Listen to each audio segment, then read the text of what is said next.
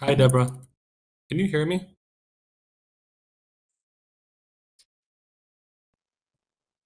I can hear you. Okay, thank you. I just wanted to make sure my tech is working. I'll be on in a second.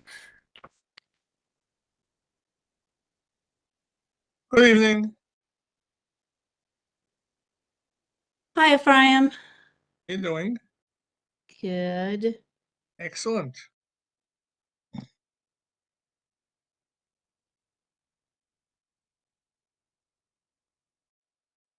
Let's keep it over here.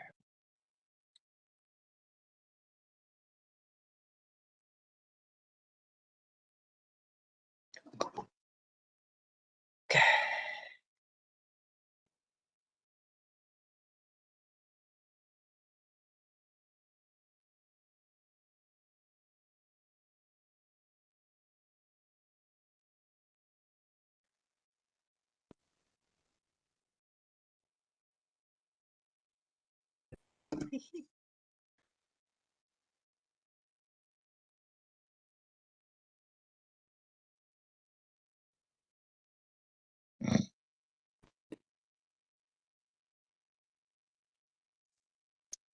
Is the DOT member here by any chance?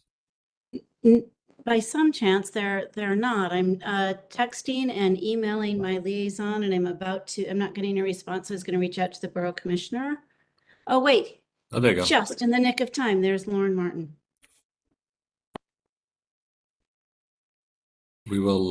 We'll just give it 3 minutes and then we'll kick it off. Okay.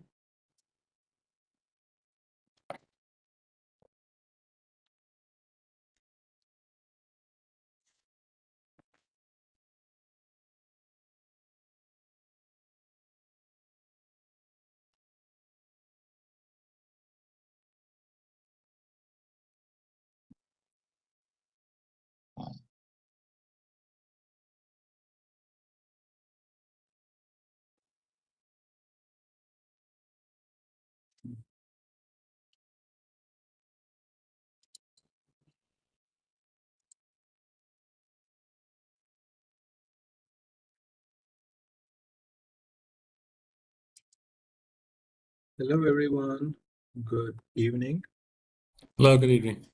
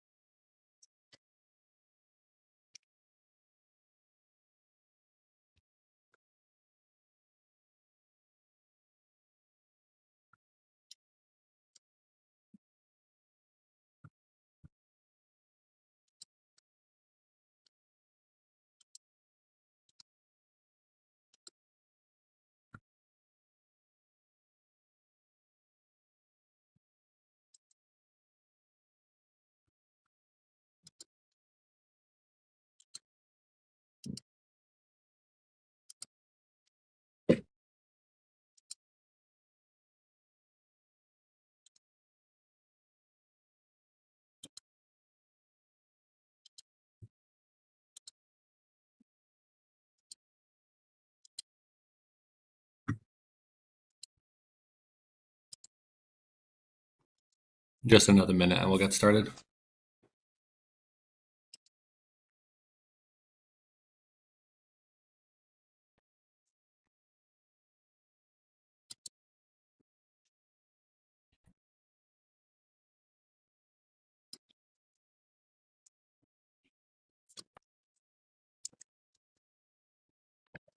Lauren and Sean, you're the presenters from DOT tonight, right? The two of you? Okay, making sure we weren't looking for anyone else. Yes, that is correct. Cool. That's Thanks. right. Thanks. Sure. All right, it is 6:33. I just want to make sure to respect everyone's time. We are at the time of year where our community meetings are now starting to happen when the sun is still out. So I appreciate everyone coming and giving up your sunshine a bit to be here. So to be respectful of everyone's time, we'll get this going. We are going to hear today from Lauren Martin from the New York City Department of Transportation. She's going to be presenting on the Phase 3 bike lane expansion plan. Lauren, Sean, you can kick it off.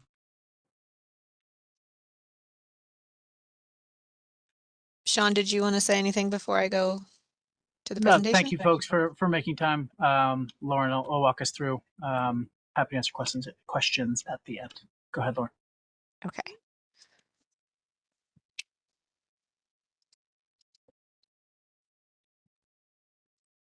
And okay, can everybody see the screen? Yes. Okay. So yes, talking about our community board phase 3 for the bike network expansion. We'll just quickly go over the planned network that we have previously proposed, and that is in implementation. We also have an update on our protected bike lanes, as well as, you know, our next steps for things. Just kind of a reminder of our goal over here with protected bike lanes, and really trying to add to the safety aspect as much as we can, as well as, you know, continuing with our conventional and shared lanes. So just a quick recap of the existing bike network that we have been building upon. So as you are all probably very familiar with, we are expanding the conventional and shared lane networks, currently with Foster Ave and Farragut Road, and then, you know, to be followed with Avenue I, J, L, M, and the East 12th, 13th, and 17th, 18th Streets. So these previous networks are, you know, in the queue, underway, and being rolled out as we speak. The major difference from our previous proposal that we had shown back in November is the top 2 streets were Cortelyou and Dorchester. And so we had heard some feedback from you last time, and so that is why we wanted to come back to you with taking all of that feedback we received and concerns into consideration, and would now like to propose Cortelyou Road and Dorchester Road as an eastbound and westbound protected pair. So what this would look like here is still doing a Cortelyou Road westbound lane. However, because we were only doing the one, eastbound direction, we would be making it parking protected. And then where Cortelyou Road switches to a one-way street past Flatbush, then it would just go to a conventional lane as the street typology changes. And then for Dorchester Road, as it is already westbound, that would just remain as such. Okay, so yeah, so the benefits, we all know that Cortelyou and Dorchester does have major need for shorter pedestrian crossings, slower turns. But the main concern that we heard from you all last year was the concern for Cortelyou to have a standard lane that it was just going to be parked in. So kind of taking another look at it, and we are going to go forth with the parking protected bike lane so that we do separate from, you know, the vehicles and the moving lane. And then this will also require just the daylighting at the intersection. So there are approximately 2 parking spots per block that will get repurposed for the daylighting with each of our PBL typicals. And then on Dorchester Road, it's, you know, very similar, except that it is a one-way. We have previously starred the Dorchester Road and Marlborough Road, because last year there was mention of a request for crossings there that has since gone in as of last month. And yes, this one is the same as the daylighting at the intersections, but also at some of those intersections, trying to shorten the crosswalks as much as we can for pedestrians, as you know, Dorchester Road has been very, very wide and needing improvements in past. The next thing we are also looking at doing, because we heard your concerns about specific intersections in the bike network being a concern and needing to improve upon some of the already, you know, pedestrian safety improvements that we have done citywide. We are looking at specific locations that have high crashes for turning vehicles and cyclists, both on our existing routes and our proposed routes, and looking to do what we are calling hardened daylighting, which is to create a kind of physical barrier that allows for the cyclist to be more visible to the turning vehicle and vice versa, and really clarify the paths here. This would allow us to do these intersection improvements and get some of the safety features that you get from an offset crossing and a protected lane at intersections. But if we are not able to do it on the whole block, like much of Ocean, we can look to deploy this new intersection improvement we have in our toolkit to, you know, really help make some of these standard lanes a bit safer.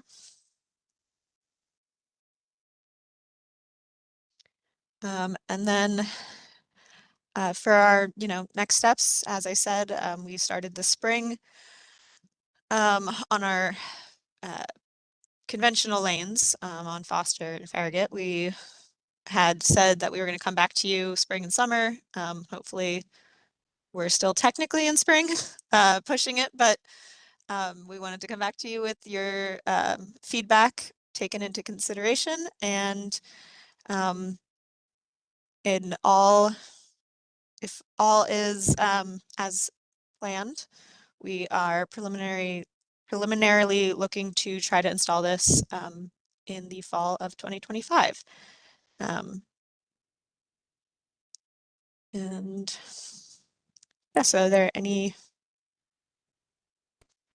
questions? I know I kind of went through that pretty quick, but I also know this is our phase 3, so you guys have Thank you, Lauren. I appreciate you taking the time to present to us, and also the succinctness and directness of the presentation. It's always good to get information to people directly. All right, so we're going to open it up for Q&A. I see some hands already up, just in general, especially since we have new board members. In terms of process, typically what I try to do is call on board members first, get their questions out, and then after that, members of the public. Typically, I'm going to try just to, we don't have, this is the only agenda item, but generally I'm going to work with like 2, max 3 minutes, but I'm going to try to stick to 2 for now. And give the DOT an opportunity to respond to everyone's questions. If there's enough time, we'll loop back around and people could ask another round.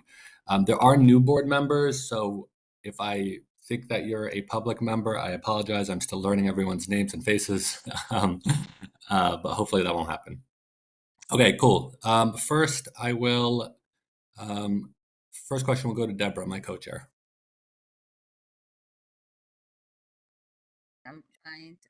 Good afternoon. Thank you for that presentation. It was a great one, but I have some questions because you talked about the bike lane on Cotillia Road and also on Dorchester, which is where I currently live, and it would affect me. So I wanted to know, did you notify the public, the residents here, in regards to these plans? This is the notification. So we're here at the CV, you know, announcing our plans publicly. We'd love to get feedback, especially from people like you who live on the corridor. And just to reiterate what Lauren said in her presentation, this is building upon the clamoring, the high level of commentary that we got last time we were here in December, where the neighborhood was asking intently for PBL. So we're trying to be responsive to requests that we've previously received from this board. Okay, so you're saying that the community, the residents here requested where all the residents attend that board meeting? Because I never got any notice in the mail, and I think it's disrespectful for you to come into somebody's neighborhood and put down bike lanes and not even discuss it with the residents that live here. And most of the board members, they don't live in this area. So, we're here to present publicly. This is the forum. So if there are comments or tweaks to the design, we're all ears.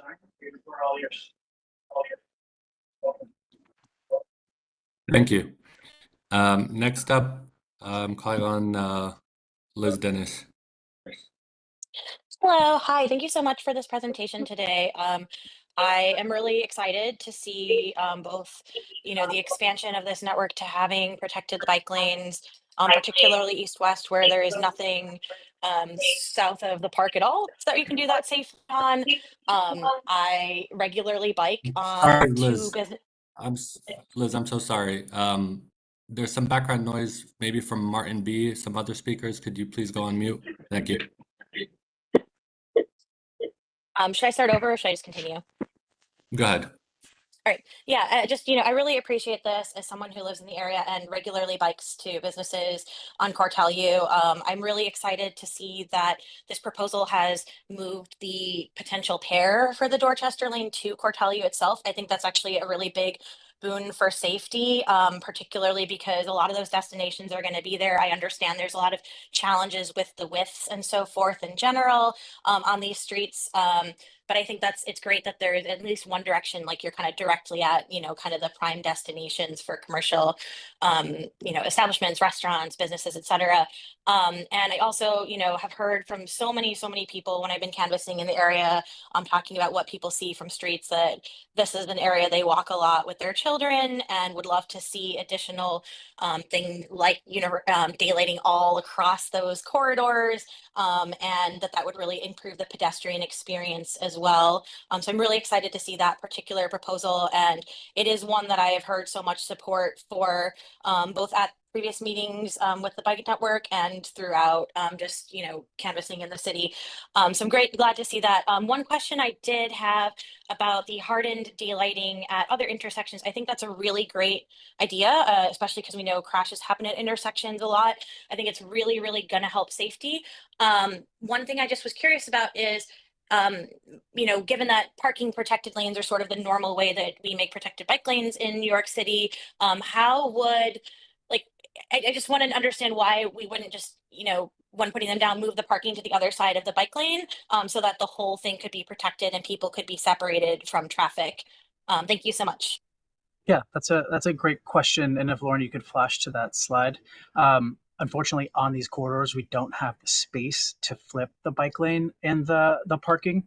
So in order to do that, we'd have to take parking on the entire corridor, which we understand parking is a precious commodity here. So our goal is to provide the safety at the interaction point at the intersections. As we said, there's a couple of spaces trade-off to do that. But the reason it isn't a corridor-wide treatment is because we just don't have the space to do it without, while still maintaining the parking. Okay, thank you so much. And I think from discussions I've had with neighbors, lots of people are going to be excited about the additional daylighting that this brings at these intersections as well. So I really appreciate this new kind of treatment. Thanks for your comments. Oh, sorry. Thanks for your comments. And if there is any other locations that should be considered, we're, again, all ears. Please get those to us. All right. So next I'm going to call on Nina.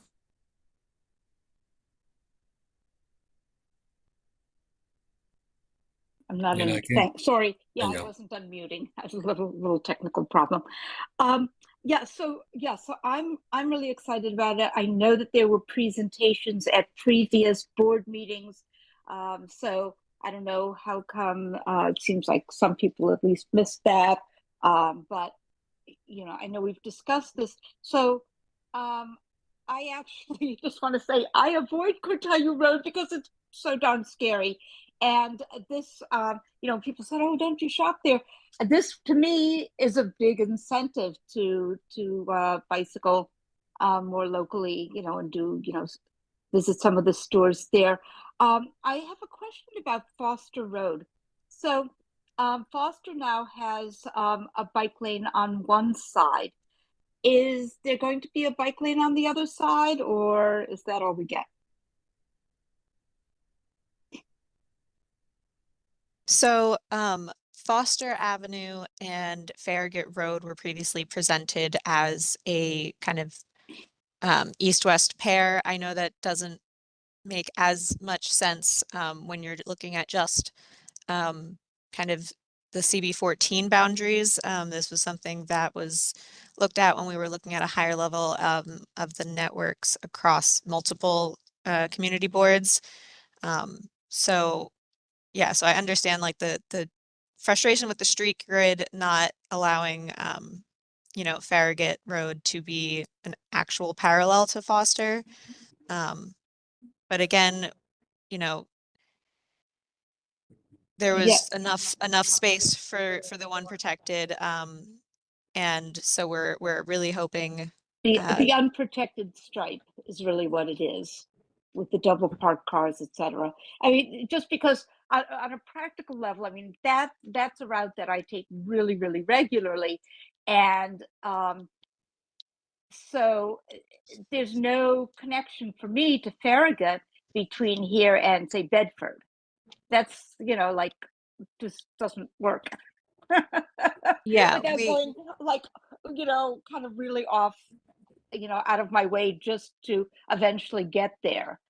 Because even if I take say Avenue H and go under the subway and then come up to Ocean Avenue, I then have a choice between Ocean Avenue, which is a horror show, I mean, or which and then or bicycling the wrong way on H as it goes through Thank you, Nina. Brooklyn College, etc. So I'm just saying that there's a lot of disconnect there.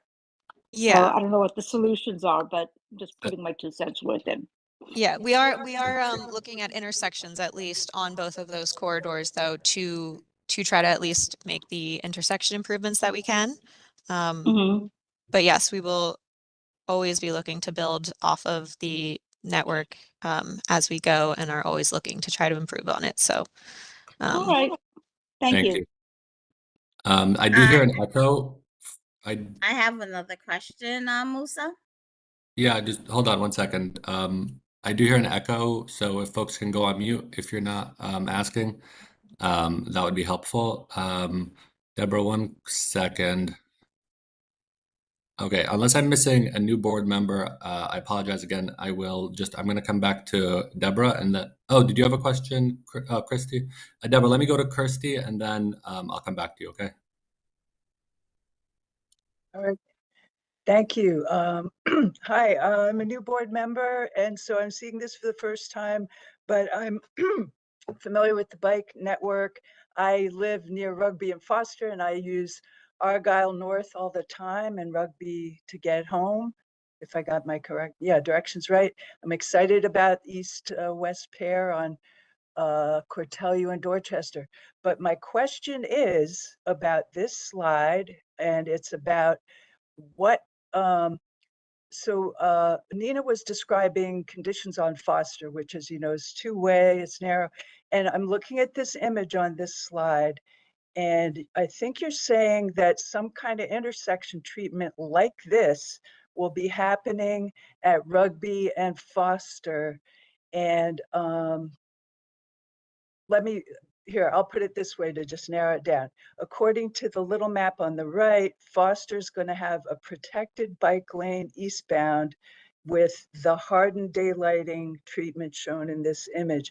Can you walk me through that in a little greater detail? Oh, third thing, and the B8 bus runs on Foster. So there's a lot.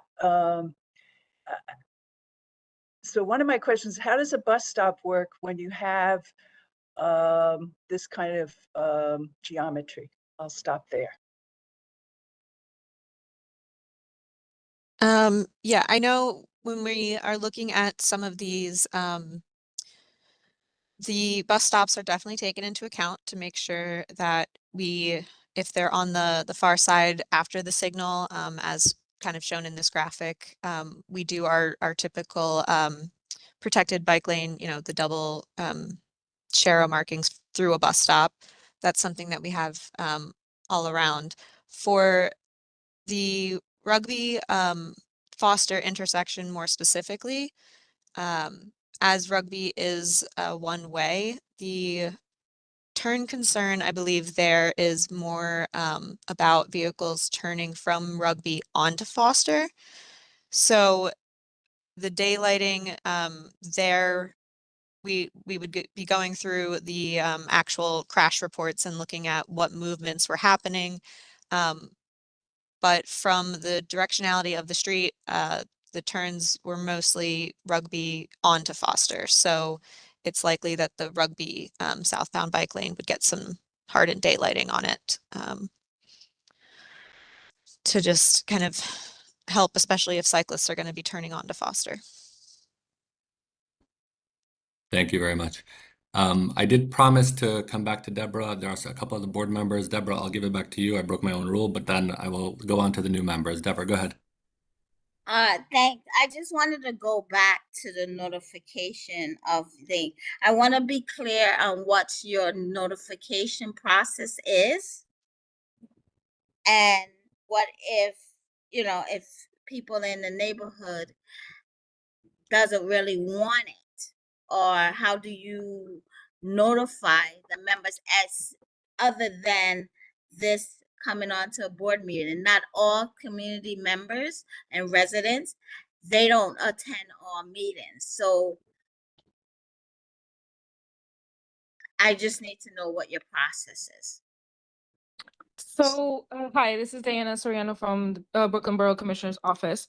So the process is, as it stands, we come to the community boards. We also present to your electeds, to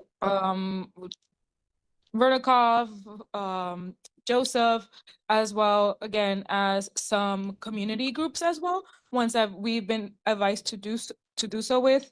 And we also participate with FDNY, NYPD. So we do have numerous stakeholders we do notify about the process. Okay, And so but what about the residents, right? Yeah. You're telling me everybody else that does not live here, right? You're not taking in consideration the people that live in the area. You're going around police officers, fire, FDNY. Most of those people, they live outside the community. You're not looking at within the community. And I think that's insensitive of you guys, right? Because you're not considering the people that live here.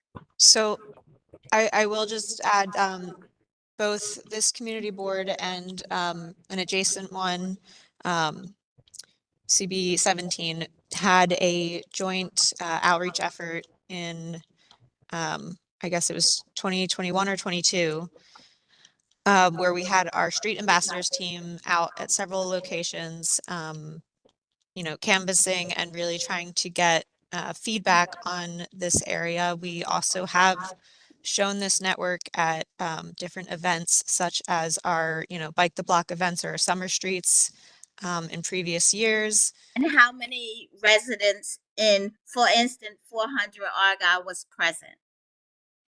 All the numbers that you're saying and all you're saying is not adding up, right? You're not including the residents. You're thinking that this little group, you're not being inclusive. And that's all I'm saying. You guys need to be more inclusive when it comes to these things. And Deborah, just, to take it back to DOT, right? How would you like the process to look like? Now that we've given you I feel that there should be a notification that goes out to each resident, every apartment that's in a large apartment building, you need to rethink. I don't have a problem with the bike lanes and what you're doing. What I have a problem is you're doing it and you're not including the residents in the neighborhood. Well, heard loud and clear. And we thank you for that Okay. feedback. Thank you. Just a note to folks, if you have already asked a question and you don't have another one, please lower your hand so that I can make sure I call on folks who haven't spoken yet or have a question. Next, I'm going to go to, I think Benjamin had his hand up. Is it still up? Let me check. Still up. Yeah, Benjamin, go ahead. Thanks, Musa. First of all, my camera's off. I'm walking. Sorry about that. I just had a few questions. The first question is, before presenting the project really originally, did you all inform all the electeds that are affected by this, as well as all the community boards? We did. When was that? We could provide dates if that's what you're asking for, but that's part of the average before we come here. Well, right. So I'm asking really for the original one as well. And would you know which electeds are even affected by this? And if you reached out to each one? Yes, Diana just listed them, and we can provide that info. I don't know if there's a question in there, but yes, Diana can provide that. Yep, I can. And in terms of this presentation, before we came today as well, did you notify every single elected? Diana, I think you should take that one, but we've had meetings with.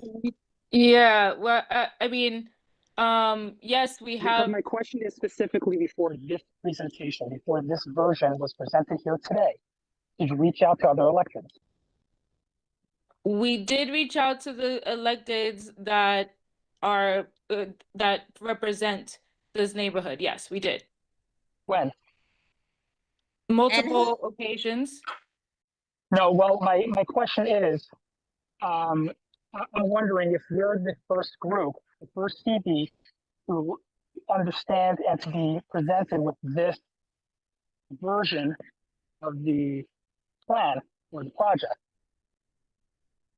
I didn't hear the first part of the question, but would you repeat that? Sure. Can you hear me better now? Yeah, I could hear you now. Yes. I was just curious if this version, because my understanding is that there are a number of versions of this project that keep getting improved and changed as feedback comes in. And I was wondering, this version of the project, have you notified and shared this version with Yes. other electeds Yes. as well? Yes, we have recently. Yes. Okay, and when was this, you know when this version was completed? So the presentation was shared just again just yesterday, and this is this version. But as key here is that the multiple phases have been presented to the electeds and the community board. So it has been an ongoing conversation, and it has been ongoing feedback as well. So exactly what are your opinions on this presentation, I guess, is what my question is. Well, I'll get there in a moment, but I mean, the first question is a pretty basic question, which I think I'm entitled to an answer to. My question is, again, I don't think that was totally answered. So you're telling me that this version of the plan was shared with all elected officials and affected CBs before today, but between the time that you completed this last version and before today, correct? Yes, we have presented this version to the electeds. Okay. I would like to request that you provide CB14 with dates of and time of each person, of each elected official, as well as each CB contacted regarding this version, if that's okay. As stated before, yes, we can provide that information. Now, I would Okay. love to hear your thoughts on the presentation. I Okay. hold on, Benjamin. I'm just gonna jump in just because this has been like a extended back and forth, and there are other people with comments. Benjamin, if you have comments about the actual substance of the present, like what they're actually proposing here, I'm going to come back to you. Raise your hand, but I do want to just jump to other people too, because I have to hit a bunch of people who still have their hand up. But it sounds like, at least on a process level, DOT is open to providing a description of who they reached out to, when they reached out to with this particular presentation. Okay, does that sound good? Good, Lisa, and I'll yield my time for now, and I'd like to be heard later. 100%. Okay, so I'm gonna call on, and forgive me if I'm saying this wrong, but Ephraim. Please correct me if I should be pronouncing this That's differently. close enough. It's not a problem. All right. Thank you. Good evening. The people I know going north to south, East 12th Street, East 13th Street, are very, very perturbed about this. They woke up one morning and they find these lines painted. No one tells them anything. Now, I'm on the block every day. There's not enough room on these blocks to have a car and a bike lane. The average vehicle that goes on these blocks are minivans or SUVs, and they're wider than the place where you're allowing the car to go. Number one. Number two, as we all know, there's a lot of children around there. And unfortunately, a lot of people that ride bicycles do not exactly abide by the laws either. Stop signs, traffic lights is also going to be an issue. I think the right way to do this is to have a town hall meeting after the summer with all the neighbors in the area, on that side at least. And I'm sure Ms. Valentine is agreeing with the same thing because people don't know. It's a big problem. Thank you. All I really have to say, people are up in arms. I- Nobody knows about anything, and it's a problem. DOT is doing what they, on the expression, damn please, which is not going to fly over here. I'm sorry. Thank you. The Thank you. lanes you're referencing were presented twice to this community board. That's very well possible. I'm not saying the community board was not presented, but the people in the neighborhood, the But I heard you residents, say don't know anything about it. no notification. This is the forum for the notification. If there is a specific issue, the design that you referenced meets standards. There's no impact to parking. We're simply organizing the roadway. Excuse me. I'm more than happy to separately. meet you. I'm more than happy to meet you at these locations, and we can discuss it in person. You'll see what I'm talking about. I live here. I work here. You are wherever you are. You are not in this area. You really have no concept what's going on in this area. Okay? I'm sorry to say that. I'm Thank- happy to meet you at the site. We can go over it, and you'll see what I'm talking about. But people who wake up in the morning, because you have to realize half the people in this area have no idea what's going on by the community board. They don't have communication with anybody. No one tells them anything. All right? There was a problem on Kings Highway, and that's what it is. You guys are being anti-Semitic with this because you're putting in the area without telling people about it. That's the problem here. Well, hold on. I'm sorry to say it that way, but I understand. Hold on. I need to jump in on that. I'm not going to come in and police any accusations, but I don't want anyone from an agency who comes to present to us to have to deal with a certain amount of frustration. I think there's a good way to convey frustration because you don't like the plan. And I just the don't problem want over here is the people in the area I have no understand. concept what's going on. I That's the understand. problem. I'm not defending anyone's actions. I'm just saying let's reduce the temperature a bit and make sure we have a productive conversation around this stuff. They are here seeking I feedback. apologize for that, but the fact is that Thank you there is very an much. issue. I appreciate As that. Ms. Valentine brought the same thing. Next, You need next time communication we- with the residents. I Thank you. I agree. Yeah. So next we're going to call on Rojin. Musa, this is Mordecai Husarski. I'm dialed in, so I can't raise my hand, but I also have a question. And being a member of the Hello. committee and, Sure, Mordecai. and- I'm sorry. Hold on, Mordecai. yeah. I know you have a question. I When just you- called on Rosine. Yeah.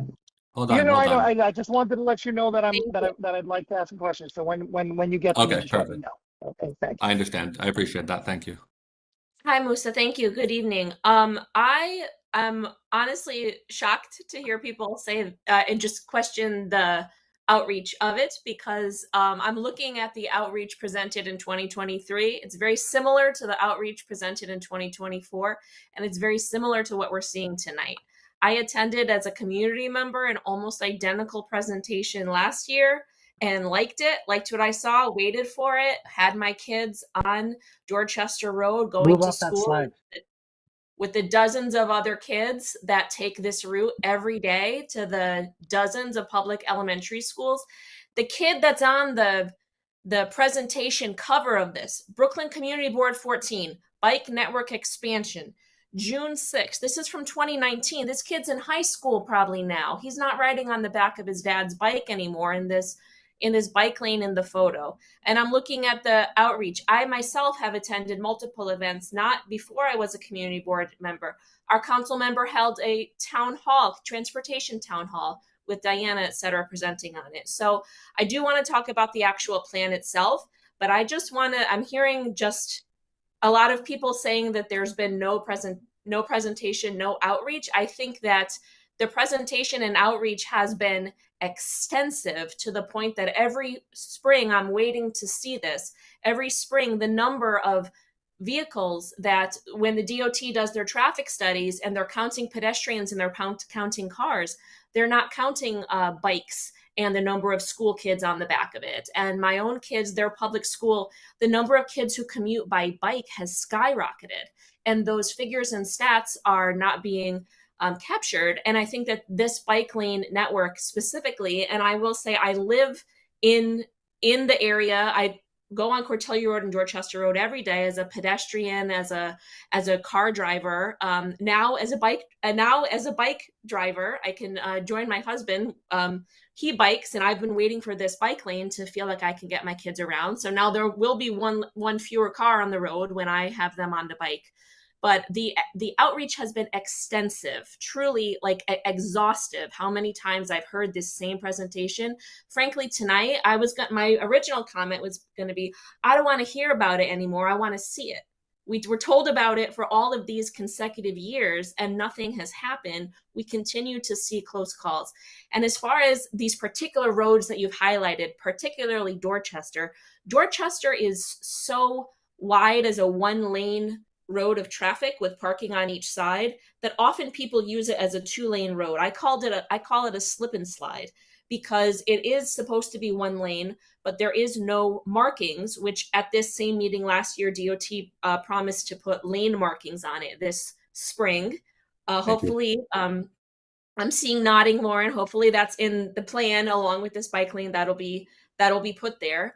But the road is often used as something that people go around. So these bike lanes are sorely needed. They're beyond, if you just sit out there one morning, if you think these bike lanes are not needed, sit out there where these bike roads are between the hours of 7 and 9 p.m. And when you see how many kids, children, elementary school students, and their parents, commuters, my husband commutes to work every day in downtown Brooklyn.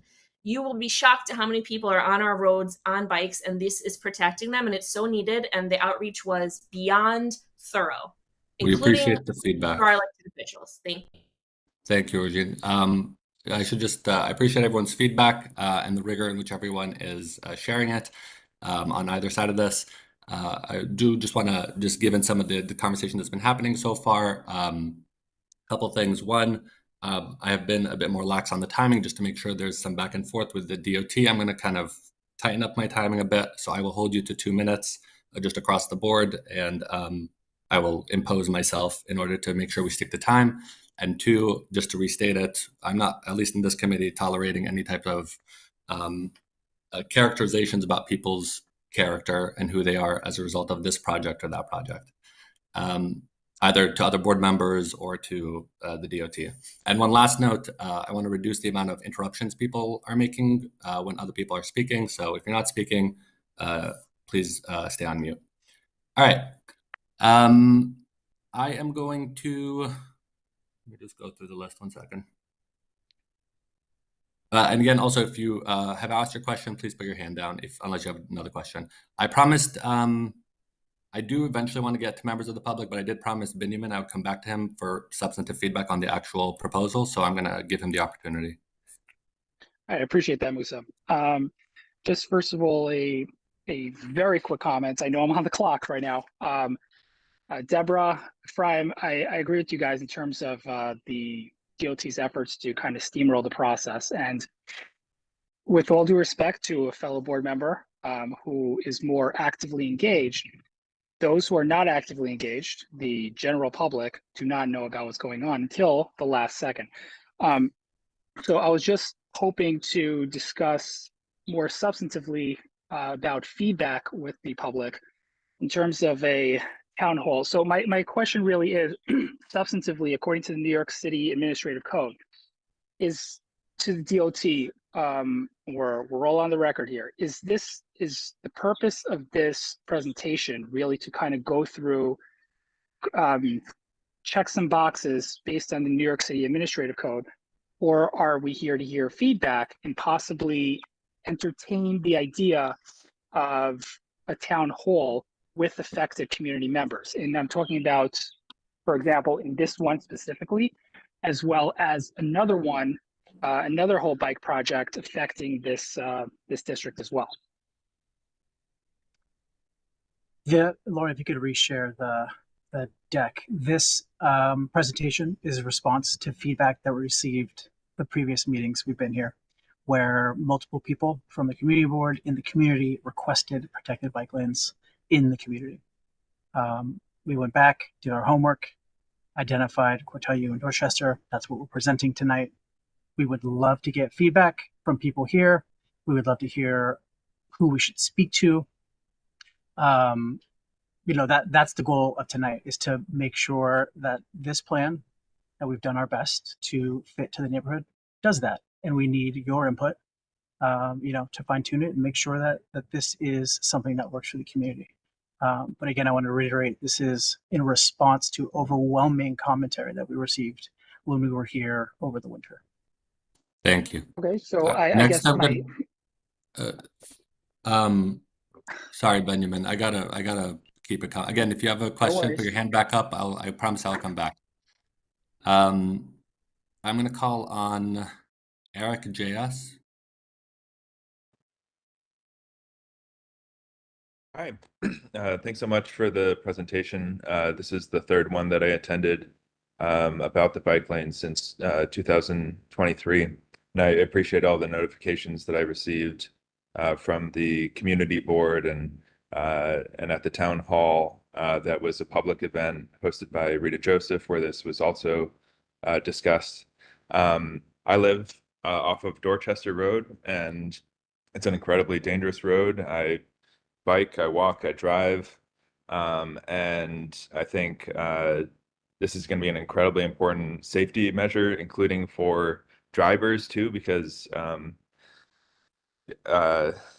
basically when cars are driving too fast, I've seen way too many crashes on Dorchester. I've seen too many near misses where cars are almost T-boning other cars. So I think having a more complete street makes it safer and more accessible for people. And I think the current design of Dorchester Road is a disaster waiting to happen.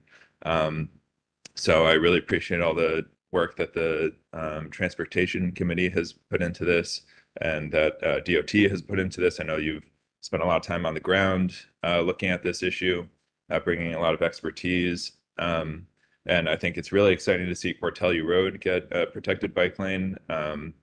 As somebody who, I mean, I do almost all of my business on Cortelyou.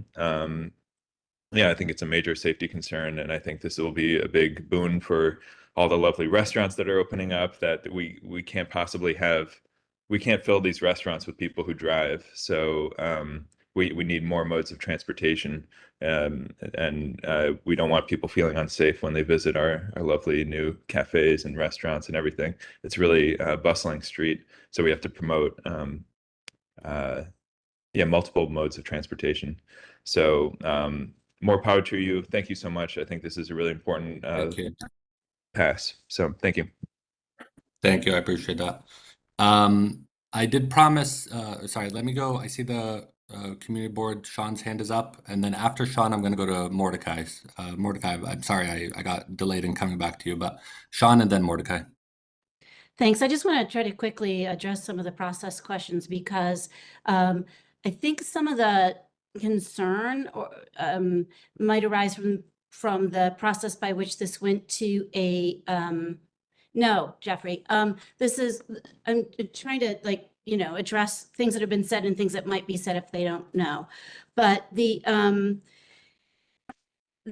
concern might be from when this goes from a proposal to a plan. And DOT did acknowledge, the Borough Commissioner did acknowledge some missteps on outreach in the southern end of the district. So, and has taken on some additional steps to engage. And then Diana Soriano and I have spoken about ways that we will work together and collaborate more effectively in the future going forward. And part of that does include receiving documentation that community council members and other elected officials will not only, it won't even be just demonstrating that they received, but they acknowledge receipt of the plan. So I think that we'll be able to tighten this up a little bit going forward. As far as this plan goes, I do want more clarification on when implementation will begin, because I did get a letter yesterday saying that implementation will begin this week. Thank you. So I'm not sure about the letter you received yesterday. That may be related to the network. If Lauren, you can No, flash to that. Yeah, it's phase 3. I'm happy to send it to you, Sean. It came from Diana, so Okay. maybe she can speak to it. Okay. Either way, it was on in the deck here at the end, but I'm happy to clarify. This is a proposal. We would need to make sure we have the community's buy-in, make some tweaks. It still needs to be like vetted by not vetted, drawn by engineers, and then we plan to install in the fall. Right. That's what's in the deck. That is the current timeline. Maybe you could flash to that. We haven't started slide, phase Lauren. 2. We haven't started phase 2 yet. So we're not starting phase 3. I'll send you both the letters so that maybe you can coordinate better with the Brooklyn Borough office. Yes, I will get clarification on that. I did send the letter, and I will send it to Sean and Lauren. Apologies for the confusion. I'm just going to clarify here. Great. Thank you. Mordecai, you're up if you still have a question. Yeah, hi. Can you hear me? Yep. Hi, thank you for that, and thank you, DOT, and all the members that are here to present. Obviously, with all due respect to the prior board members who mentioned about the great outreach, I'm in the southern part of the district, and the north, south, east 12th, and east 13th side, where we feel that the outreach was nowhere near the kind of outreach that was done in the northern part of the district. And so to my main concern, and I bring this concern based off of what I see in the southern part of the district on the East 12th and 13th Street corridor, is East 12th and East 13th Street corridors cross-section with at least 10 schools of elementary school age directly impacted in those bike lanes. And to some people that might be a positive, but to the people in our southern part of the district, that's actually a negative, because our children don't bike to school, they get driven to school, or they get school bused by private busing and private transportation. And the impact from within that area of the amount of traffic of cars that are there in the mornings and in the afternoons and throughout the day, because there are multiple dismissal times within those schools based on age, causes a tremendous impact on the traffic. I was curious what type of traffic studies and school impact studies were done, both in the north and south part of the district, because I happen to travel to work every single day, and I drive down Argyle and cross Cortellia Road every single day past the Brooklyn Public Library and the school that backs the Brooklyn Public Library. And the amount of vehicle traffic that is impacted at that in the mornings is almost impossible to traverse. The idea of adding bike lanes that will cross the section with traffic of children going to school and cars and buses dropping people off is a concern to me, in light of the accident that recently happened in the bike lane here in the city, in which a child crossed into the protected bike lane from a car and was hit. Mordecai. I would like to know what my question is, I'd like to know what kind of traffic impact study, school impact studies were done before presenting these plans. Thank you. Go ahead, Right. DOT. Happy to respond. So in order to get out of all that traffic, we need to give people options. So that is the goal behind providing an interconnected bike network. I understand some people need to drive. Of course, that's their right. Some people need to bike. So I think a interconnected bike network is critical, and coverage in this neighborhood is critical. The lanes referenced in the Southern District do not affect capacity. It is merely paint on the road that delineates a bike lane from a travel lane. There's no capacity loss, which means there's no analysis required there on the lanes.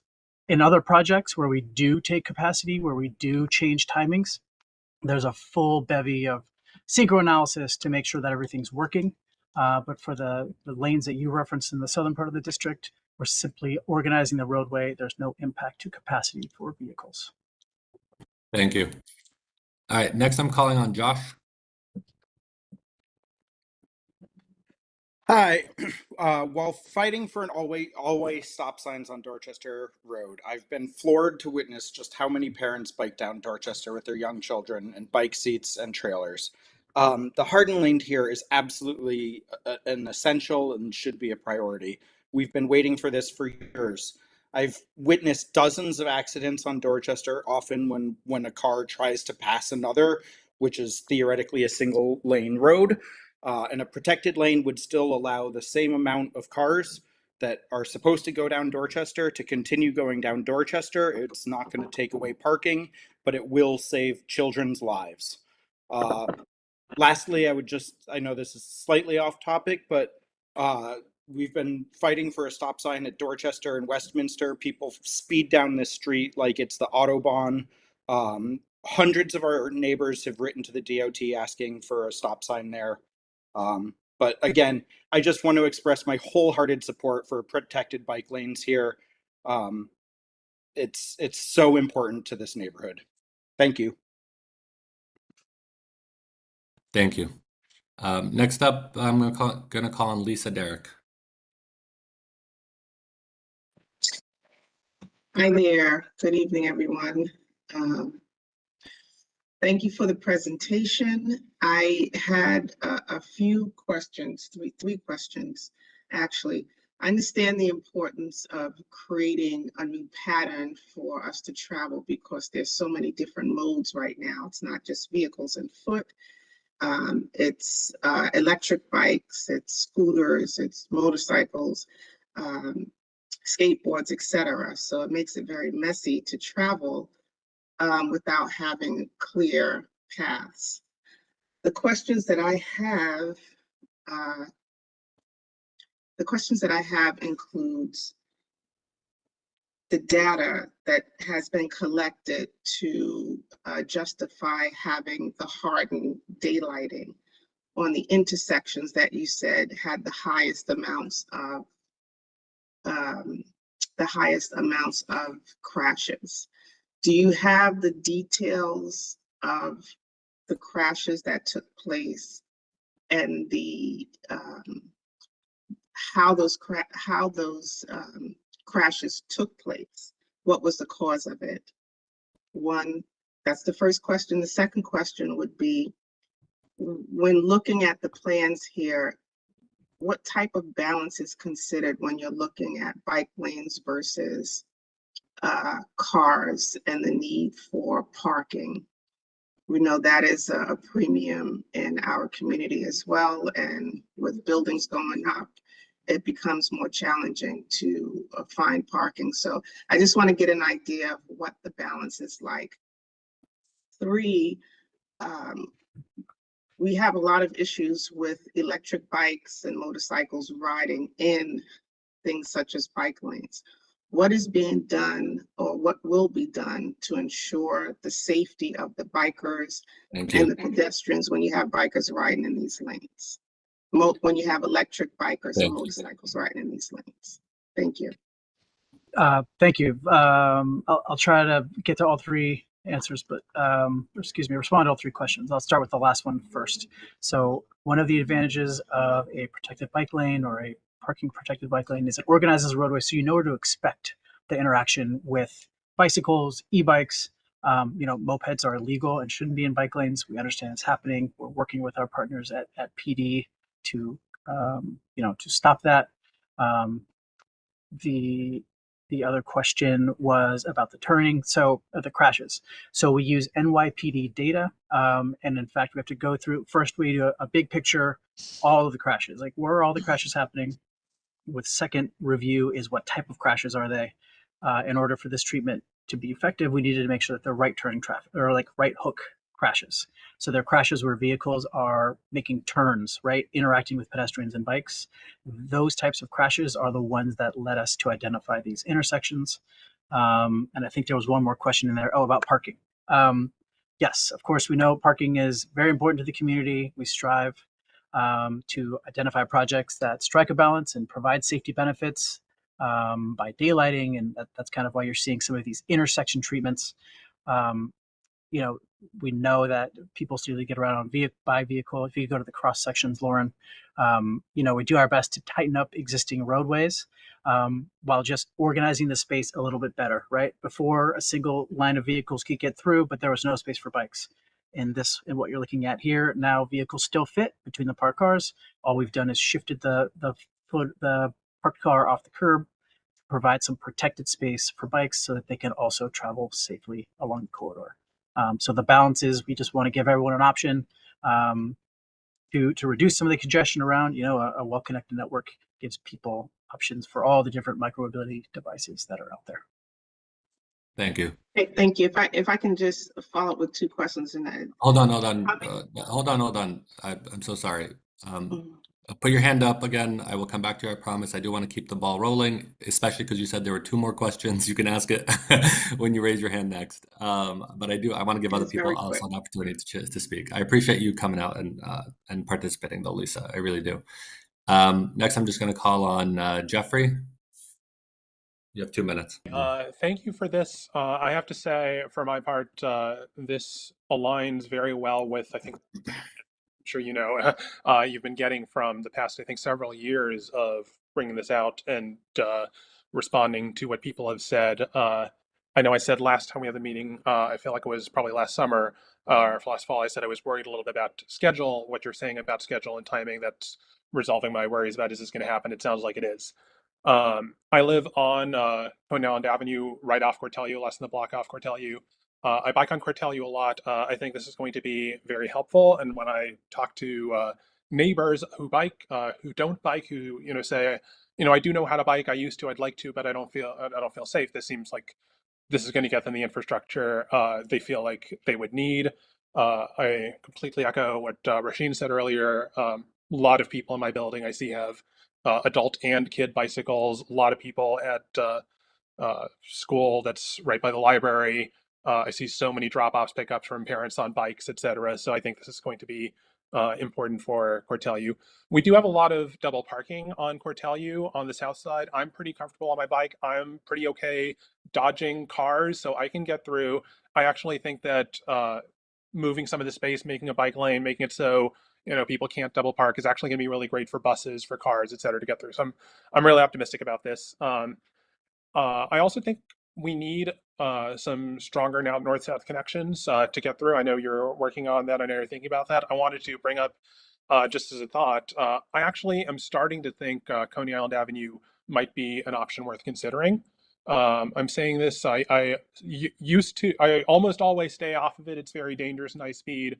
But I've started going to church on Sunday mornings when it's a little quieter, taking Coney Island Avenue northbound. And there is, again, enough double parking that it's effectively one lane of traffic in both directions. And so I think if you can do a similar sort of treatment with a parking protected bike lane, it won't actually impact traffic flow. It'll make it. And I'm surprised at the number of people that I see biking on Coney Island Avenue. So I think there's demand for this. Again, yeah, from people I talk to, it seems like there's Thank you, Jeffrey. Thank you so much for this. I appreciate it. Next, I'm just trying to go through the folks who have been waiting for an hour to speak. Let's go with Kai Hoang. Is that how you pronounce your name? Please correct me if I have mispronounced it. Hey, Musa, Kai Wang, that's correct. Good evening, CB14 members and DOT representatives. I just wanted to say I've been a resident of the neighborhood for 10 years, and I've been well informed of the process. And if anything, I'm frustrated that we don't actually have these bike lanes in already. I feel like we've been talking about this for a number of years, but I did want to stress that I have absolutely been well informed throughout the process, and I'm not really someone who stays privy to these matters. I am a parent. I travel along Dorchester and I ride a cargo bike to PS 889 over on Coney Island Avenue. Dorchester is 33 foot wide.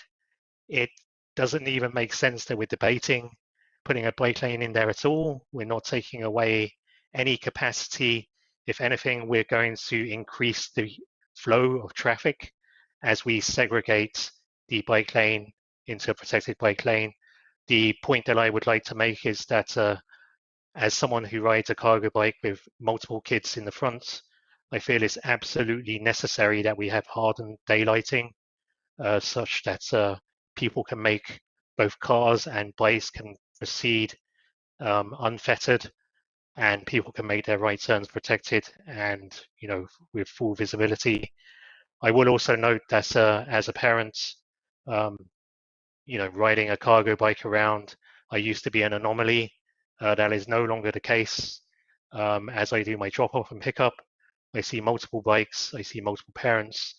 I feel like putting protected bike lanes is only going to encourage people to do it more and take even more cars off the road and increase the flow of traffic. Thank you. Thank you, Kai. I'm going to call on Murray Latner. Hi, everyone, and thank you. I love the idea of the bike lanes. I live on Argyle Road and Avenue H. There's a bike lane right on Argyle Road outside of my house. I do sometimes go southbound. We belong to the East Midwood Jewish Center. By the way, bike lanes are not anti-Semitic, and as a Jew, I am totally offended that someone brought that up. Like I'm practicing, we go to synagogue Jew, and to say bike lanes are anti-Semitic is just wrong.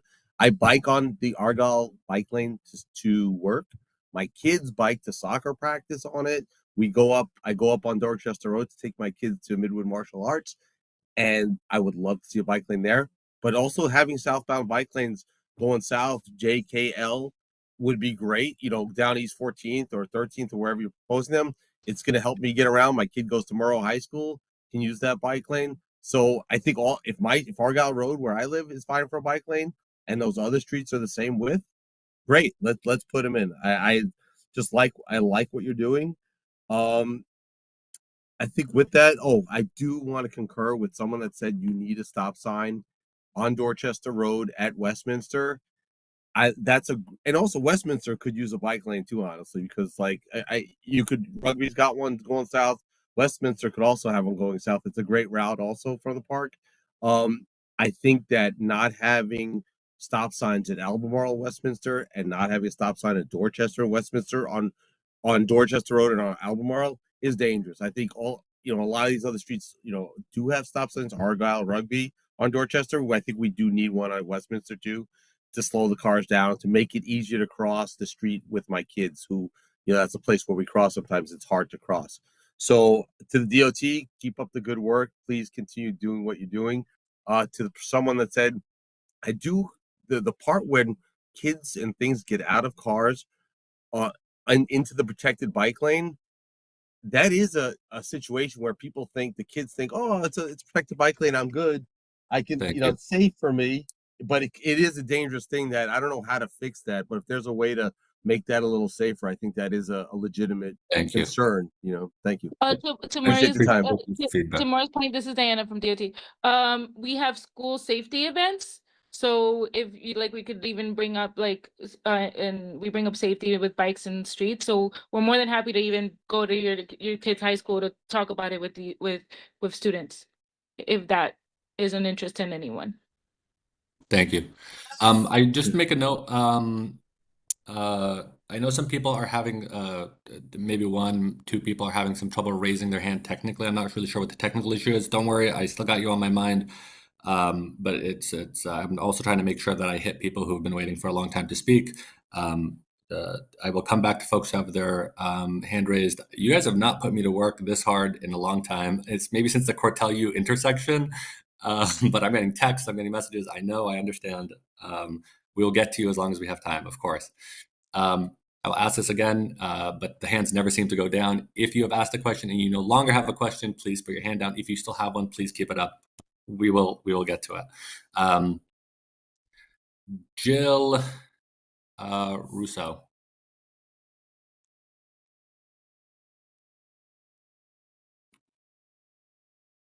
Jill, are you there? If not, I'm going to move on to the next person. Unmute. Oh, there you go. Sorry. Yeah. Hi. Thank you to the community board and the DOT.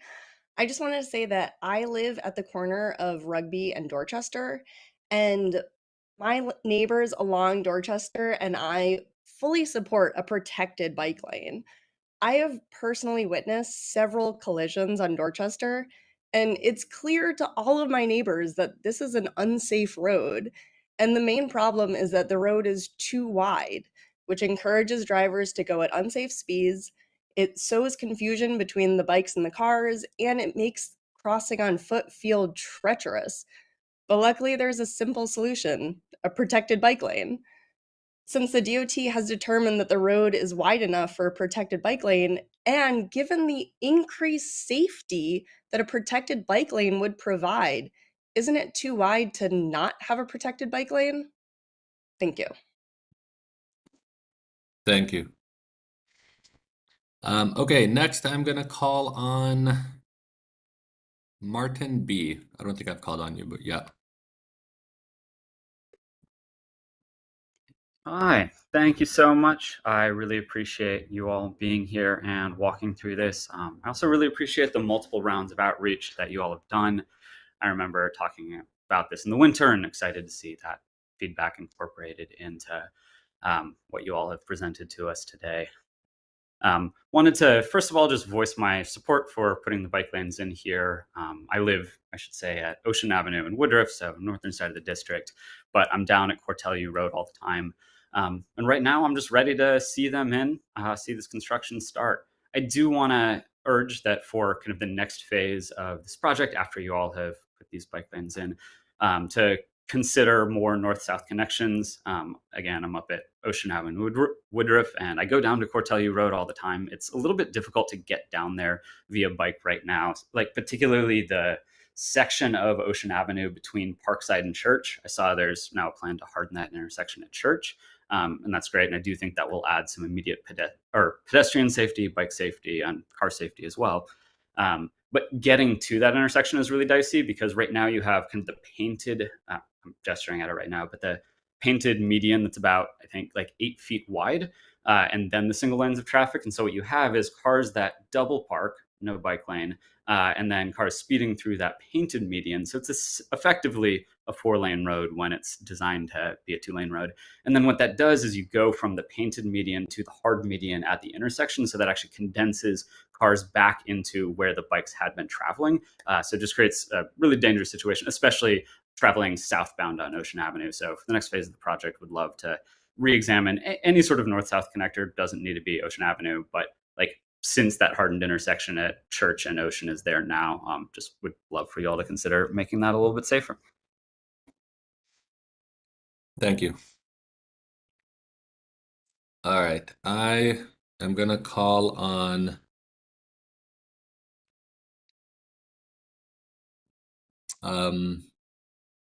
let me just see if I haven't called on anyone. David L. I don't think I've called on you before, but I'm giving you the floor either way.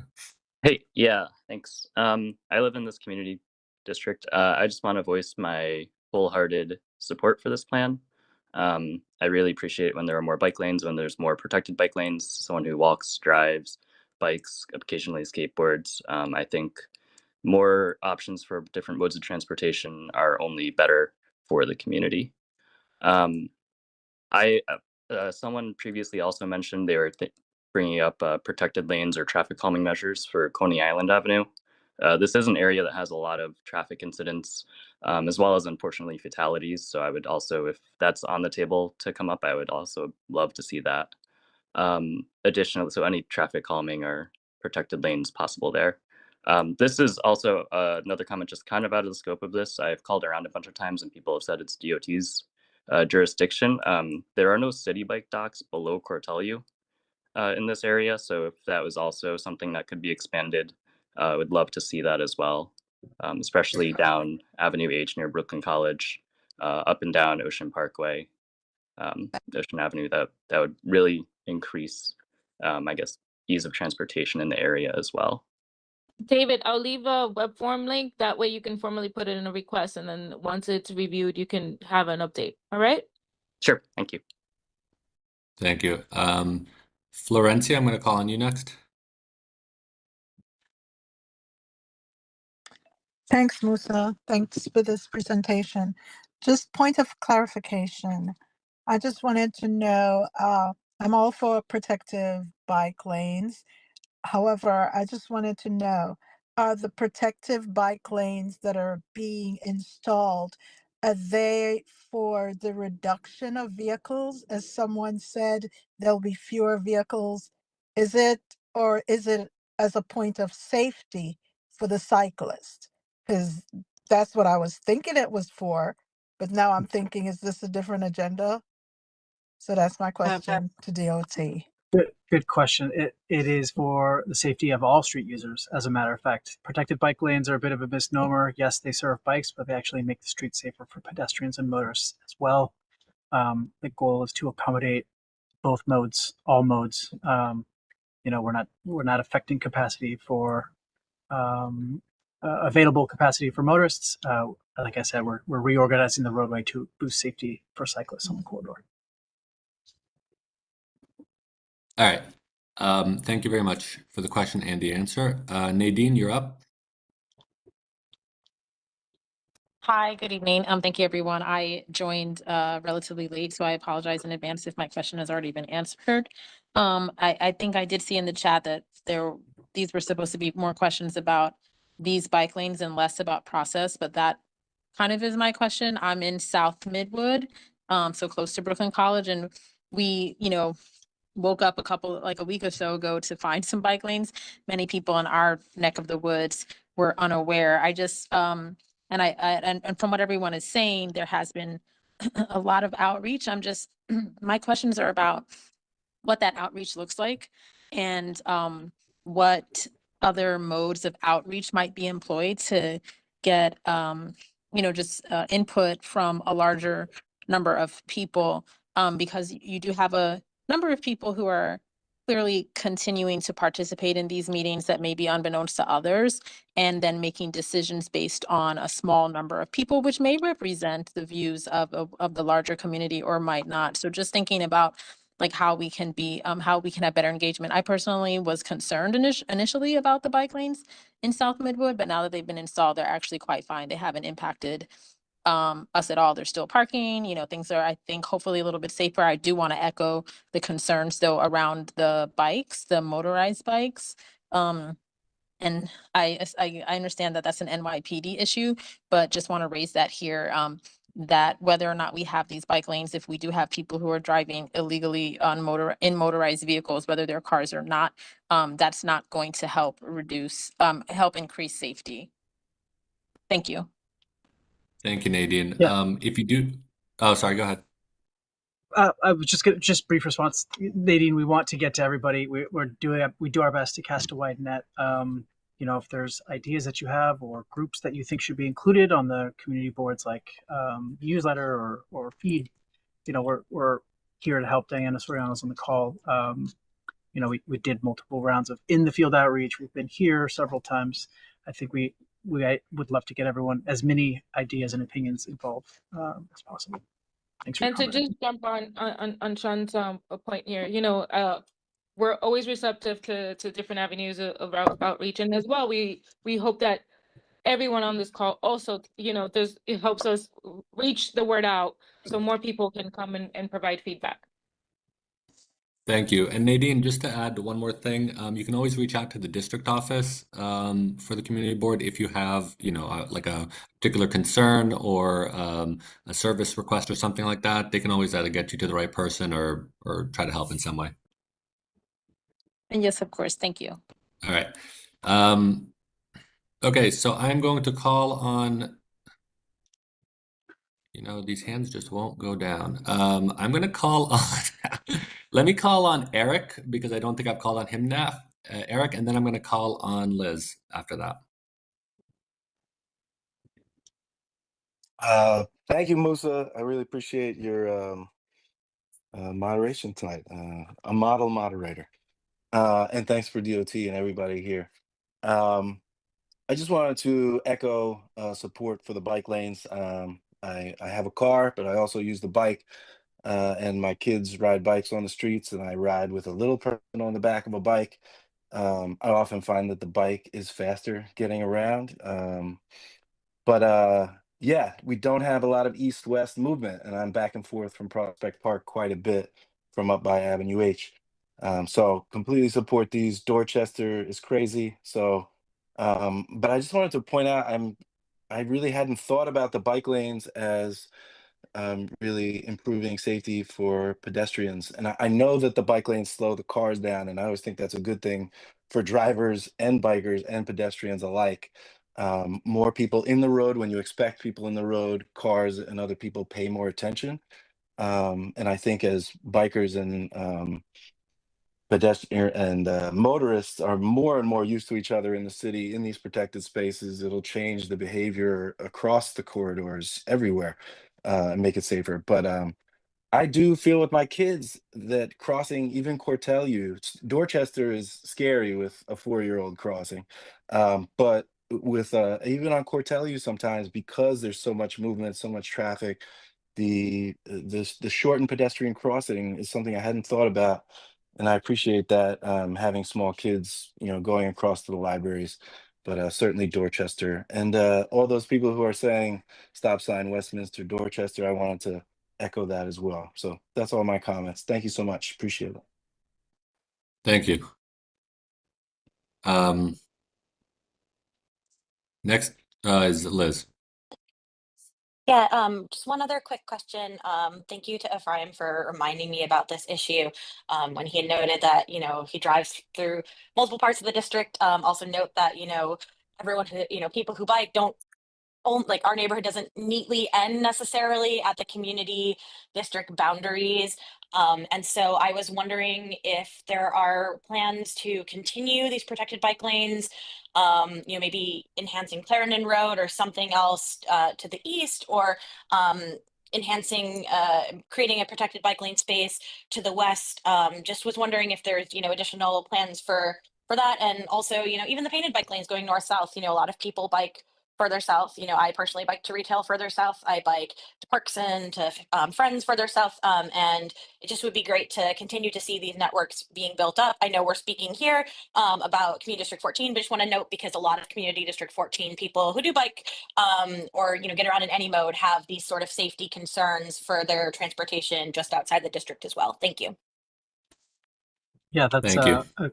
a great note. You're right. Not everything fits neatly into CB14. We are collaborating with electeds and talking to CVs 14, 17, or excuse me, 14, 17, 12, and 15 as well.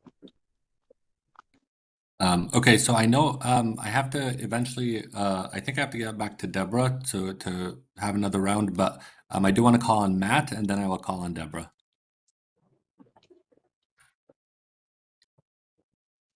All right, hey. Thank you, DOT, for presenting, and thanks for bringing us this excellent plan. Cortelyou and Dorchester are the perfect place for these lanes, and this is better than all the plans we've seen presented in the last, I don't even know how many years at this point. So thank you for that. And hardened daylighting also is a really welcome improvement. You were asking about additional places where that to look for that, and I point to Coney Island Avenue is somewhere I feel particularly unsafe as a pedestrian, so it would really help out there. I also like the idea of having protected bike lanes there. I think that would fix a lot of things for drivers, pedestrians, and people on bikes. Yeah, so I had a few follow-up questions, but most of them have been covered. So I will just ask, so with the protected bike lane on Dorchester, would there be any changes to stop signs or signals along there? I know that there's some places where it's hard to cross Dorchester, and having the narrower road would help, but also having the stop sign or stoplight would help.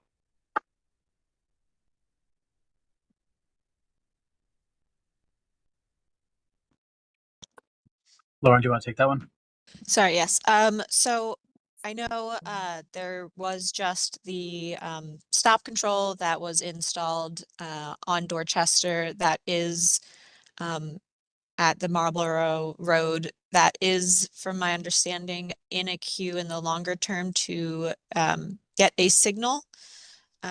So that would you know, hopefully help with that. I have also tried to write down which other intersections you think should be studied for stop controls. That is something that does have to go through a whole study process.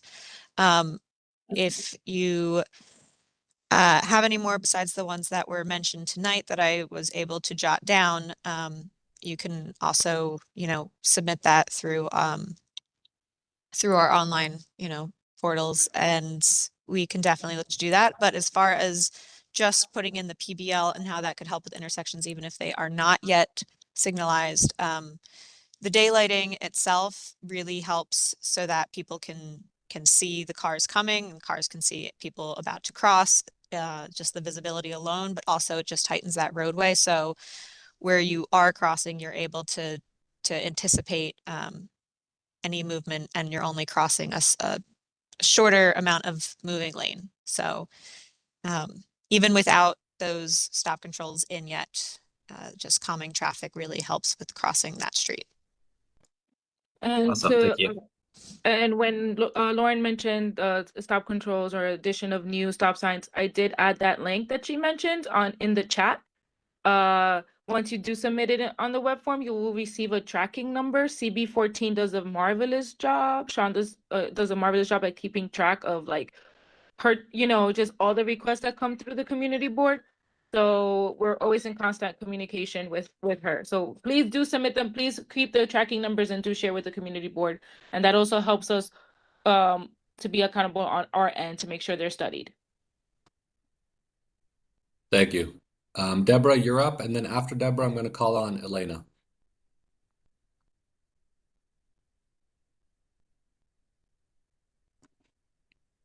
Deborah, I can't see you if you're participating or if you're around.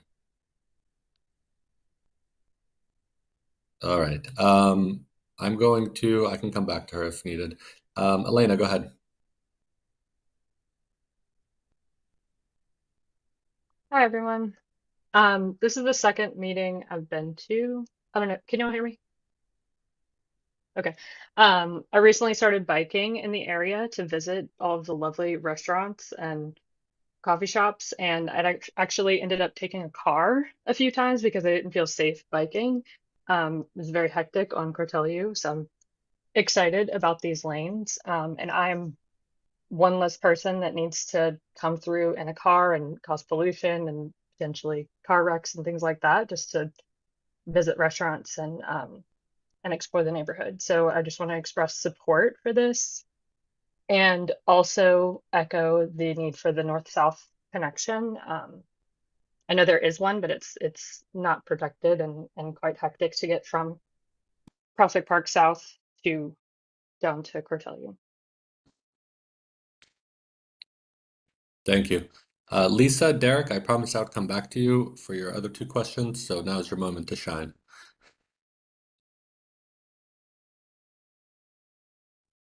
Thank you, Musa, for not forgetting about me.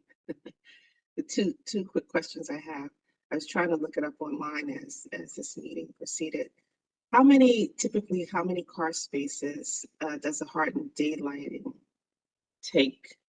One, and two, is there an area in the DOT site that we can visit to see the study or the data on the accidents that take place on all of these intersections?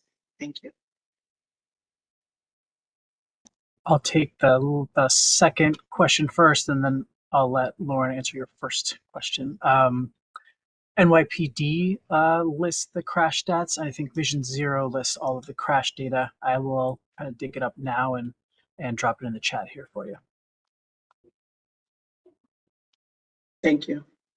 And as to the hardened daylighting question, so the parking spaces would vary based on the treatments that we are able to use and also the locations, because each location is slightly different, and you know, whether or not there are hydrants or whatever it might be. So it really is something where we'd have to look at each individual intersection to see what the parking loss would be. I will say on our daylighting, our previous daylighting tool, just as an agency that we have had for many, many years now, that usually is approximately 40 feet from the intersection, so 2 parking spaces about that we do usually take for our previous daylighting toolkit. This one will mostly be around the same, but again, it really does vary by location. Thank you. Okay. I know Deborah's working out some technical issues, so as soon as we get that resolved, I'll call on her. Benjamin, I will come to you next. All right, I'm back. I Okay, know. so Thank you for everyone's patience. just another question. First of all, a very quick confirmation, then I'll have my question. So this, I think, was discussed between Dana and Sean right before, but my understanding is that since there are some comments that you guys have to go to before you go to phase 3 can't be implemented yet before you do that. Am I correct based on the New York City Administrative Code 101.2? Yes, we're looking this, yes, we need feedback before implementing, yes. Got it. So it's very likely that based on these, I know that there is a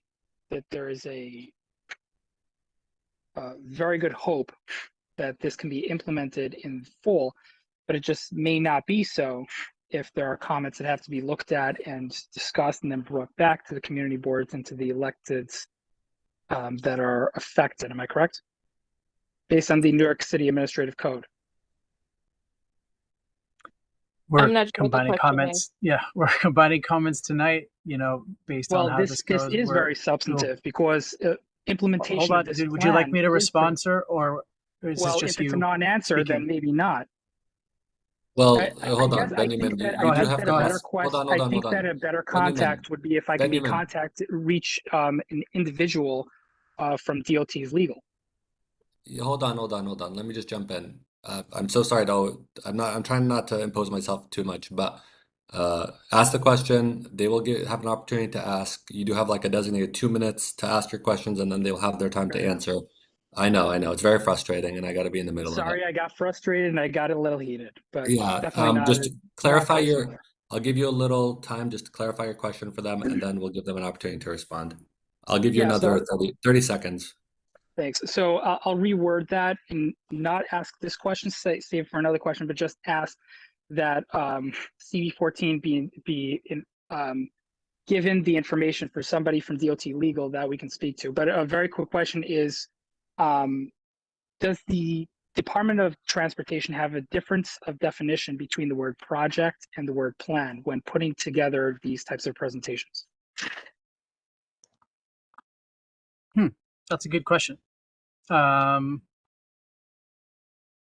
think generally we're presenting street improvement projects, right? So for us, this is the project. We're collecting feedback about this project. We bake in the community's comments, and then we tell the CV, what the changes are, if there are changes, and when the project is expected to advance. Sean, if I can just add, we do tend to have plans that go out as an agency. Those tend to be more citywide. We had something like our streets plan and other things that are updated annually, and those are more of strategic outline of things that then kind of lead to our projects. So I don't know if that helps. So Thank is you. projects more final than plan, or is it just like kind of interchangeable or different things? I would say projects are more final than plan. Thanks. All right, so I see Deborah does have her hand up. Deborah, you go ahead, and then I'll call on someone else afterwards. Let me just figure out. Go ahead, Deborah. If you've managed to unmute yourself. I don't know if she has yet. Okay. I'm going to keep moving along. Liz, go ahead. Great, this should be really quick. Can we go back to the hardened daylighting slide? When it was up last, I saw a suggestion that I had for it. Okay, so right below the horizontal arrow, the very bottom one, that's like pointing to the flex post at the beginning of the Jersey barrier there. There's the painted buffer to the right of the bike lane as it, zegs. And just one thing I've noticed throughout the city when I've been biking, when there are protected bike lanes or anything, is that when they kind of shift in this way, sometimes a car will park right up to that Jersey barrier, and then there'd be no way for a bicyclist to be able to get into this beautiful hardened daylighting proposal you've made. So I was wondering if it's possible to put it wouldn't change how much parking is taken or anything from this, but just in that painted buffer on the right side of the bike lane that's right in front of that car under that arrow, if it'd be possible to put a little boulder or something that would keep a curb, just something that would make it so that the bicyclist is always able to get into the safety measure, so that it does bring the safety that's desired. Thank you. Great thought, Liz. We'll consider it. The balance there is we need to allow DSNY back there as well. So thank you for the suggestion. All right. I will call on Rosine. Yeah, thank you, Musa. I just wanted to add that as we're, discussing semantics of it and the plan, I just want to bring the attention back to the plan and make sure that we're discussing that. Some things on this call people have brought up that I hadn't even considered, like making the time that it takes to cross the road shorter, because you would have the 4 feet and then the buffer, and that would make these roads a lot safer. I also saw the link that Diana shared about submitting the request, as several people now have mentioned wanting more traffic calming on Dorchester, specifically a stop sign at Westminster. And I note by clicking on that link and going through that, it looks like over 100 neighbors have submitted requests for that specific intersection within less than 6 months. So I think that the need could not be clearer and the community's voice could not be clearer about installing a stop sign on Dorchester Road at the intersection of Westminster. I also see, going back to the plan, that as it's stated now, no parking's lost, and it seems like it's a real win-win for our community for this protected bike lane along Cortelyou in Dorchester.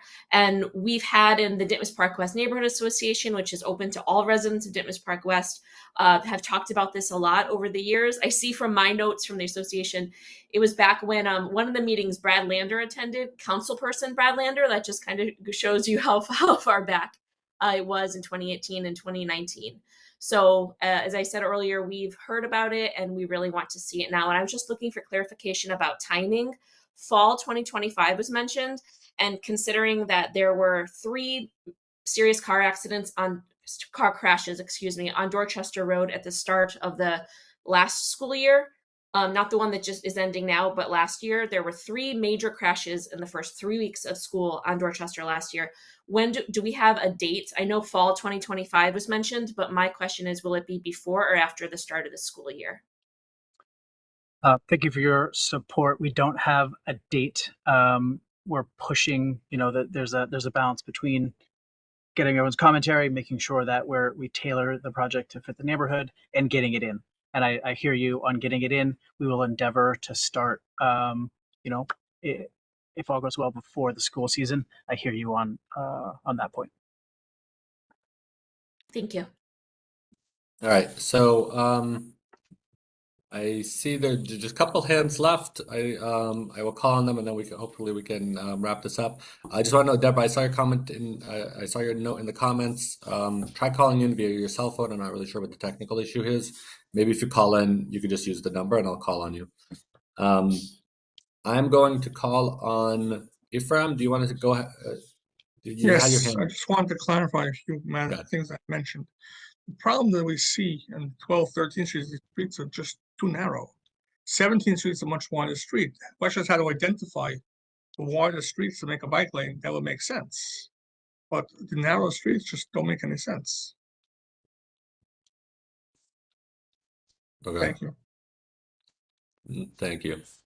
I do want to make sure that your feedback is shared in the most effective way.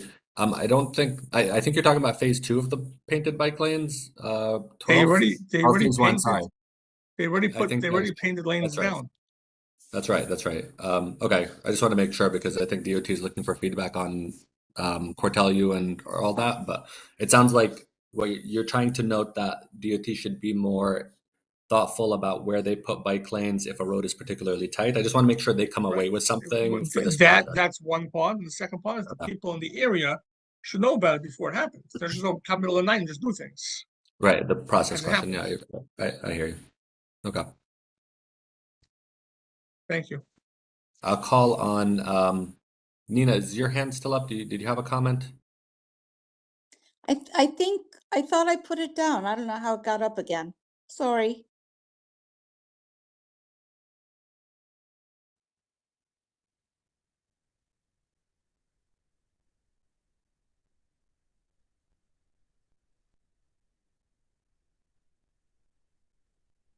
You're on mute, Musa.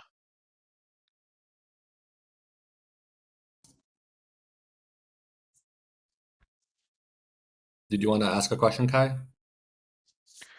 Yeah, I guess it's a question for the DOT members. I know the design is for protected bike lane on Dorchester, using like floating parking as the protection. But was any thought put into putting a absolutely fully protected bike lane, expanding the sidewalk and putting it out over there? That's a great suggestion. In order to do that, we'd have to trigger a capital project, which is much more expensive and on a much larger timeline, and generally has a shorter scope, right? Because it's so expensive. So not something that we wouldn't be interested in, but I think the goal here is to make these changes quickly and get those safety benefits onto the street as soon as possible. If that's something that you're interested in, please talk to your electeds, please talk to the CB, and try to get letters in support of that. And of course, we will try to advance it and seek funding. But in this instance, we're trying to make street safety changes as quickly as we can to start seeing those benefits from these types of designs. Don't get me wrong, Sean. Absolutely supportive of the protected bike lane, even if it is floating parking. But I was just wondering how the decision is made between floating parking and fully segregated. Thank you. Good question. Sean, I see your hand up. Thank you. Yeah, because I quickly wanted to add that the community forum for recommendations from community members for capital and expense projects is currently on our website. So please touch base with our office, fill out that form, put that idea in there. We use it when we complete our district needs statement and budget requests. And then, Musa, I'm going to try, when you're ready, I'm going to try one last ditch effort, maybe to make Deborah the presenter. But I'm afraid that will mess other things up. So I kind of wanted to do it toward the end. Let me know when you're ready to take the risk. Yeah. You can also make people, can't you make people co-presenters? So that's also an option. Hello. Oh, she called in. I'm finally calling. What I wanted to say is I just want people to understand that I'm not against the bike lane. I'm all for safety for the bike lanes and the thing on Cortelia Road and Dorchester. What I'm saying is that I'm not agreeing with the way that DOT goes about implementing and plans and stuff without notifying the members. I understand you do it through a meeting. It's only 29 people that is on the call today. And that doesn't represent the entire community. That's all I'm saying. Thank you. We did hear what you said, Deborah, but there's an echo in the back. So just FYI. I We heard everything understand. you I said. don't know what is causing that. All right. DOT, did you hear her feedback? Yes, we did. Okay, good. Thank you. Sean, your hand is up. Did you okay, by accident. All right, I think we are almost done. This is great. I'm really enthused by everyone's enthusiasm. I think I might be the last person to say something about this, so I'm just gonna give my 2 cents, and then move on to other business if we have it. I'm speaking obviously in my personal capacity or whatever as a board member, but like not as chair. This is just my opinion on the plan. I love this plan. I'm really excited for it. I ride down to Cortelu regularly for errands, and it was great to see that there's a bike lane going in. I know for a fact that there's a whole community on Dorchester Road who has been specifically trying to get traffic calming measures. I think a bike lane here that reduces or minimizes the impact on parking because it has parking protection is a great idea. It will help meet the needs of those community board members and who've been asking for it for years, including showing up to these meetings. There's a whole conversation around like process, which I think is important to have. And as someone who just a couple years ago, I wasn't on the community board, and now I think I'm like reasonably in the know, although not as much as other folks. I think it's a conversation worth having. But at least my 2 cents on this is that DOT more or less has been previewing some type of protected bike lane in the district for almost 2 years. I want to say 2 or 3 years because they always like threw in some feeler like, hey, this is what we're presenting on today, but also we're considering protected bike lanes. Give us feedback. And then they'd have another meeting and they'd say something very similar. And then they got specific about the roads they were considering in a couple meetings ago. And then they repeated it again in another meeting. So I think there's something to meaningful, substantive community engagement, of course, but I feel like I've been hearing about this forever, and this is actually finally the time that we're hearing about it. So I'm very excited for it, both as someone who bikes, walks around, uses the bus, takes all forms of transportation, and I'm very supportive of the proposal today. So thank you, everyone. All right, that's my. You muted yourself, Musa. You muted. Oh, sorry. I'm so used to. I was just saying that was my 2 cents. Thank you, everyone, for participating in this. Now back to chair mode. A couple hands are still up. I assume that's by accident. Deborah and Roisin. Is that right? I have one 10-second thing, you if do. I may. Sorry, you do. Go ahead. I'll give you the last word, and then we're gonna move on to other business. Thank you so much. As DOT is coming up with the schedule, school year starts September 4th, and I just want to show something. The top is an image of Dorchester Road from Google Maps that shows traffic lanes as you would expect to see on a road in New York City. The bottom with no traffic roads at all is what it has looked I like. can't really see that. If you want to send that to the board office, I'm happy to Okay. forward it for you. Thanks. Dorchester Road has had no traffic lanes at all since 2014. It's been over 10 years. So as you're prioritizing putting this protected bike lane that you presented tonight, consider taking that into account because this protected bike lane will be a traffic marking on Dorchester. Perhaps that would help with prioritizing it among all of your other necessities. Thank you. And I'll share the photo. Thank you. I appreciate that. All right. I do want to thank the DOT for coming and receiving all this feedback, both for prior projects and existing one from the community. I want to thank everyone else for showing up and giving their feedback. Of course, apologies to anyone who experienced technical difficulties. Hopefully, we'll be able to avoid it in the future. So thank you to the DOT. Thank you for everyone. I do, just trying to be a good co-chair, want to shift over to other business at every meeting. So the DOT, you can stick around or you can head out. But I do want to ask our board members, I believe, if there's any other business that you want to raise for the Transportation Committee. Raise your hand and then I will call on you. All right, I see, oh, Lord, there are multiple hands. I don't mean that bad. Liz, I think you put your hand up. Go ahead. Yeah, just was wondering if there was an update to the question I asked in other business. I think the last time we had this meeting about how DOT is investing in hardened daylighting in a lot of places. I mean, it's great to have seen it in this presentation.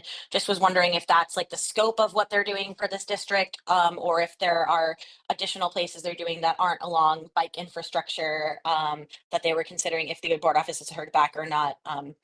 But thank you.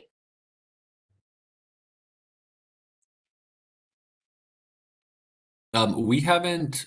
I haven't heard an update. Maybe Sean could share if she's heard an update. But other than that, if the DOT has a comment, I'd appreciate it. Is the maybe another way to ask it is the proposed hardened daylighting that you showed at those intersections, the extent of the daylighting intended for the district in the near future, or will there be more? Is there a separate initiative? Can you fill us in a bit? I'll take that. It's a different initiative. But yeah, Liz, if you want to explore that more, we can definitely connect with Sean to discuss offline. Okay. Perfect. Thank you so much. Okay.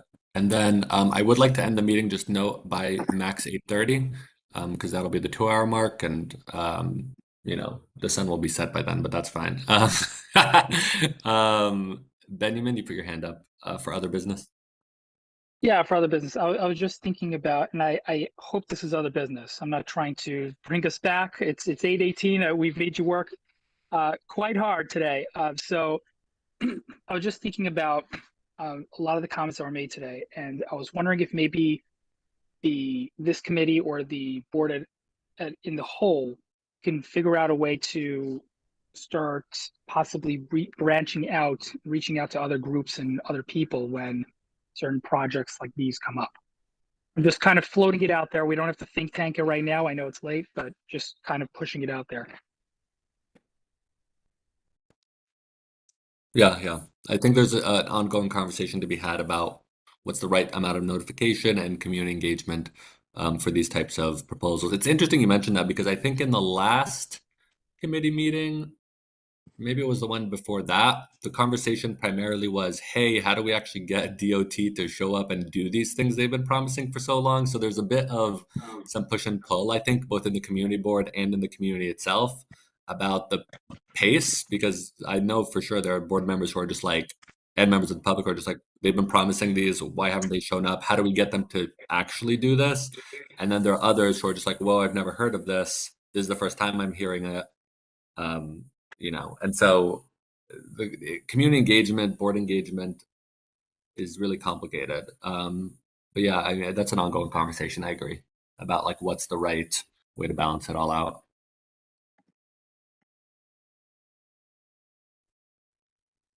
All right. If there's nothing else, is there anything else? I don't think so. Deborah, you have your hand up, but it's been up. I'm not sure if that was up before, but hearing nothing, I will. Okay. I want to thank everyone for coming again. Appreciate everyone's perspectives and time. Have a good night. Hope you all get to enjoy the rest of your nights. Thank you. Thanks, everybody. Well Great done, job, Musa. Musa. Thank you all. Thank you very much. Bye. So much, Musa.